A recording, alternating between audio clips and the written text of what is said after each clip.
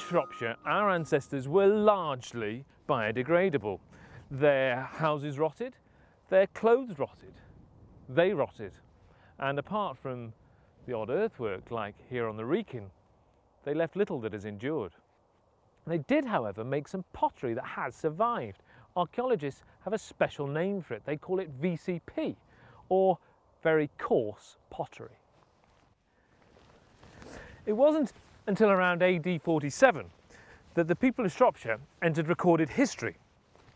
The Romans had arrived, and they gave the people in this part of Shropshire a name, the Cornovii. Cornovi! The Cornovi. So, how did the Romans announce their arrival? Well, there was a lot of smoke and a strong smell of burning. But it wasn't an ordinary barbecue, no. The Romans stormed the Wrekin hill fort and torched it.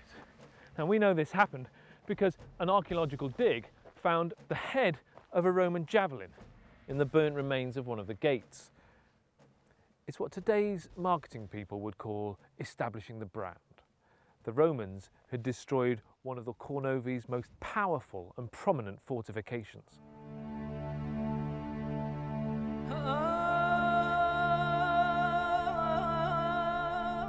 All across the North Shropshire plain, the Cornovi could see the smoke rising, and one of them, who probably bore more than a passing resemblance to my dad, said, "Oh well, you can't stop progress." And so the Romans moved in, with their shiny armour, their money, and their flash Italian ways. It was enough to turn a girl's head, and of course, it did. In Ilkley, West Yorkshire, there's a gravestone with the inscription "To the spirits of the departed and to Vedica, 30 years old, daughter of Verico of the Cornovi, she lies here." It seems a camp follower, Vedica, was the first of the Cornovi whose name has survived.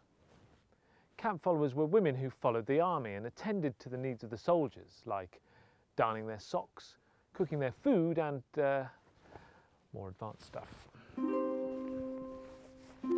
This seems to have been a fairly new career path for the girls of the Cornovi, because before the Romans arrived, there's no evidence that the Cornovi, unlike our more sophisticated neighbours the Duboni, had discovered coinage or worked out how to use it. And the currency is, according to some, a prerequisite for the development of prostitution.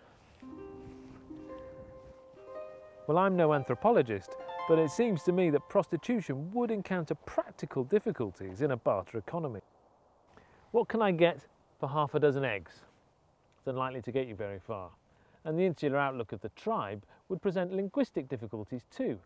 A girl that had never left the village might be hard-pressed to understand a question like, "Do you do Gaulish?"